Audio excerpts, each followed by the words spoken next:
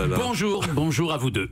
Voilà, je marque un petit nouveau départ dans l'émission en redisant, vous savez, bonjour, c'est un peu le bonjour entrée de scène qui est censé un peu remettre les compteurs à zéro, relancer un peu l'ambiance et un peu comme à la station-service, vous savez, quand on attend que ça reparte, que tous les zéros chelous se mettent à s'afficher, alors on appuie un peu comme ça dans le vide et bon, au moment où on prend sur soi, on essaie d'attirer l'attention du mec qui est derrière un truc à sa 28e heure de travail d'affilée et souvent ils sont deux et on dit bonjour à vous deux et là voilà on peut avoir son essence. C'est un peu désespéré, hein, ça mange pas de pain mais bon. Alors normalement c'est plutôt les comiques, les mecs seuls en scène comme vous qui travaillent leur bonjour, leur bonsoir, ce moment où on a la température de la salle quand on sait qu'on va pouvoir lâcher de la vanne en toute sécurité ou se faire un beat d'1h20 alors qu'on sait qu'on a sa meuf, ses meilleurs potes dans la salle. C'est très compliqué le bonsoir. Donc mon bonjour, c'est celui assez bizarre d'un homme qui devrait être dans le public, hein, à rire de bon cœur de vous et qui se retrouve devant deux comiques énormes, déjà 2 fois plus nombreux que lui, et qui doit leur dire bonjour, voilà. Donc là j'ai la température, je l'ai, c'est en face.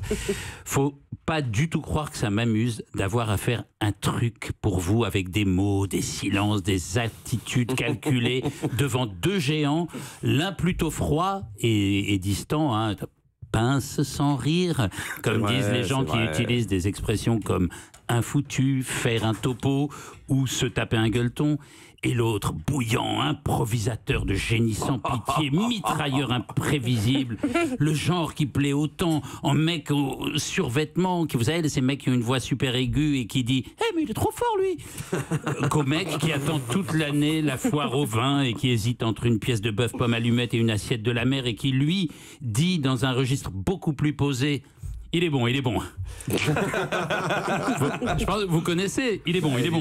Il est bon, il est bon. La répétition du il est bon sert d'excuse au manque de spontanéité du mec. C'est un peu la tape dans le dos paternaliste du type qui a une montre très chère. Il est bon, il est bon. Donc, ne croyez pas que c'est facile d'être devant deux comiques adulés, avec 5 minutes devant soi et un public qui n'est même pas payé. On va où? Alors, évidemment, on peut faire un truc intello, genre sujet du bac, avec le rire de Aristote à Michel Leb. Est-ce qu'on peut rire de tout et avec qui? Avec le risque de la chute glaciale, genre... j'ai pas de distance sur le rire, c'est un truc qui est tellement pas cérébral pour moi.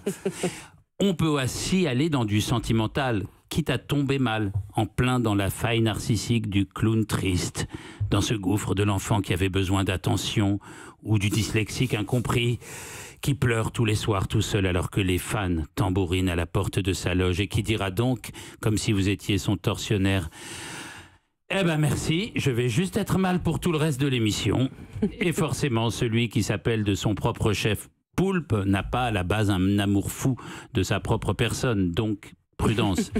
Et même l'autre, le mytho, on est toujours sur une base de loose, avec écrit « fragile » dans le fond.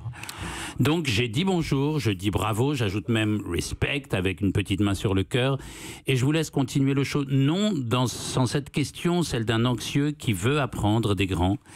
Qu'est-ce que vous auriez fait à ma place ? Voilà, vous avez une réponse? Quelle plume, Wiseman. Il a une super belle plume. Quelle plume, quel SACEM. Quel SACEM, quel remplissage de cases. Incroyable.